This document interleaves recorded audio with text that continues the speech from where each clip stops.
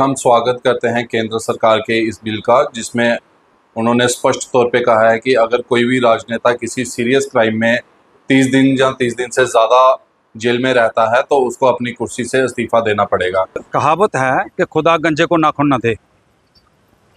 जब गंजे को नाखून मिल जाते हैं तो वो सर को खुजाता है तो अपना सर ही जख्मी कर देता है। ये जो बीजेपी की मरकजी सरकार जो है ये यही कुछ कर रही है। इनको ये नहीं पता कि वो ऐसे ऐसे बिल ला रहे हैं कि कल वो उन्हीं के काम आएंगे। लेकिन ये बिल जो इन्होंने पेश किया है ये बिल्कुल गलत है। ये डेमोक्रेसी का जमहूरियत का गला घोंटने वाली बात है। ये तो हो गया कि जिद करना किसी के साथ कि किसी को किस तरह से हटाना है। ये एक सराहनीय कदम है, क्योंकि इससे जो लोग गलत रास्ते पर हम राजनेता जाते हैं या करते हैं गलत काम, तो उनको ये डर रहेगा कि अगर हमने कोई ऐसा काम कर दिया जिससे हमें कोई हमारी कुर्सी को खतरा है, तो मुझे लगता है वो लोग ऐसा काम नहीं करेंगे। एक बहाना बना करके कल किसी मंत्री के साथ अगर किसी की नहीं बनती है या किसी चीफ मिनिस्टर के साथ नहीं बनती है तो वो उस वक्त कोई ना कोई बहाना लगा करके उसको पुलिस स्टेशन ले जाएंगे या उसको नज़रबंद करेंगे। 30 दिन के 31वें दिन उसको बाहर निकाल देंगे। ये बिल जो पेश किया है ये बिल्कुल ये जमहूरियत के खिलाफ है, डेमोक्रेसी के खिलाफ है और ये देश के खिलाफ है। भारतवर्ष में देखा जाए तो भाजपा सिर्फ 14 राज्यों में है, कांग्रेस 3 राज्यों में है, बाकी अलग अलग पार्टियां एक राज्य में अलग अलग जो लोकल पार्टीज हैं वो उसमें है। तो अभी तक तो नाजायज किसी को तंग किया नहीं गया है। तो अगर किसी को तंग किया जाता तो फिर कोई बोलता कि नाजायज तंग किया जा रहा है। जो आदमी गलत काम करेगा उसको अगर जेल के अंदर जाना पड़ेगा। और आप खुद देखिए कि इसमें प्रधानमंत्री जी ने मुख्यमंत्री, मंत्री, विधायक और खुद को भी इसमें रखा हुआ है कि प्रधानमंत्री भी अगर कोई गलत काम करता है और 30 दिन जेल में रहता है तो प्रधानमंत्री को भी इस्तीफा देना पड़ेगा।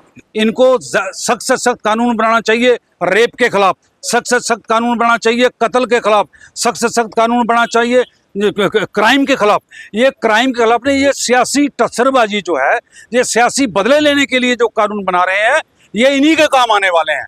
उल्टा जब सुप्रीम कोर्ट ने 2013 में जजमेंट एक दी थी कि अपराधियों को चुनाव लड़ने का अधिकार नहीं है, तो उसमें कांग्रेस सरकार ने ही एक ऑर्डिनेंस पास किया था जिसमें स्पष्ट तौर पे मनमोहन सिंह जी प्रधानमंत्री थे, उन्होंने कहा था कि अगर मतलब किसी को भी चुनाव लड़ने का अधिकार है।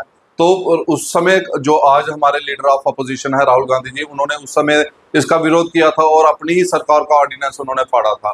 तो आज राहुल गांधी जी या उनकी पार्टी किस मुंह से इस बिल का विरोध कर रही है? उल्टा कांग्रेस पार्टी को, राहुल गांधी को इस बिल का समर्थन करना चाहिए। ये कौन सी बात है जी कि जी जो 30 दिन जो पुलिस के कस्टडी में रहेगा तो उसको निकाल देंगे मिनिस्ट्री से। और फिर दूसरी बात यह है कि अगर उस पर वो केस ही साबित ना हो तो उसकी जो साख को नुकसान पहुंचा है, उसकी जो इज्जत को नुकसान पहुंचा है, उसका कौन जिम्मेवार है? देखिए रूपम जी, शायद उनको बिल के बारे में जानकारी नहीं है। बिल में ये स्पष्ट तौर पे बताया गया है कि अगर 30 दिन तक कोई जेल में रहता है तो 31वें दिन उसको इस्तीफा देना पड़ेगा। लेकिन अगर वो रिहा हो जाता है तो उसके बाद वो दोबारा उस पद को संभाल सकता है, उस पद पे आ सकता है। मोदी जी से ये पूछना चाहता हूँ कि इस वक्त 250 के करीब जितने क्राइम गुंडे क्रिमिनल जितने हैं सारे मेंबर पार्लियामेंट है, निकालो पहले उनको बाहर, उनको निकालो ना। 250 के करीब जो है वो तो बड़े किसी पे 20 केस हैं, किसी पे 50 केस हैं, किसी पे 80 केस हैं, उन पर नजर क्यों नहीं जाती है?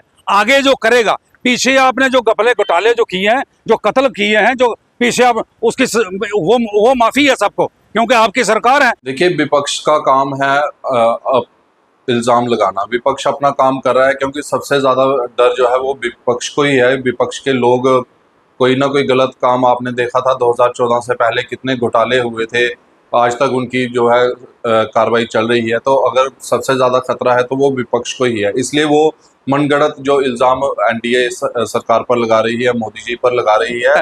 पहले तो ये था कि 2 साल अगर किसी ने सजा काटी है तो वो इलेक्शन नहीं लड़ सकता। अच्छी बात है, जिसको 2 साल सजा हुई है उसको मत लड़ाइए इलेक्शन। अब ये क्या बात होगी 30 दिन का जिस पुलिस की कस्टडी में कोई रहेगा? आज तो यहाँ शेख अब्दुल्ला का क्या कसूर था जो 22 साल जेल में अंदर रखा? देखिए ऐसा है, जो गलत काम करेगा तो जेल में तो उसी को ठोका जाएगा। अब मतलब ये सिर्फ सियासी बदले लेने के लिए ऐसे ऐसे कानून बनाए जाते हैं। ये बाकी कोई अगर आप कहोगे ये कोई इंसाफ या हक की बात है, ये बिल्कुल नहीं है।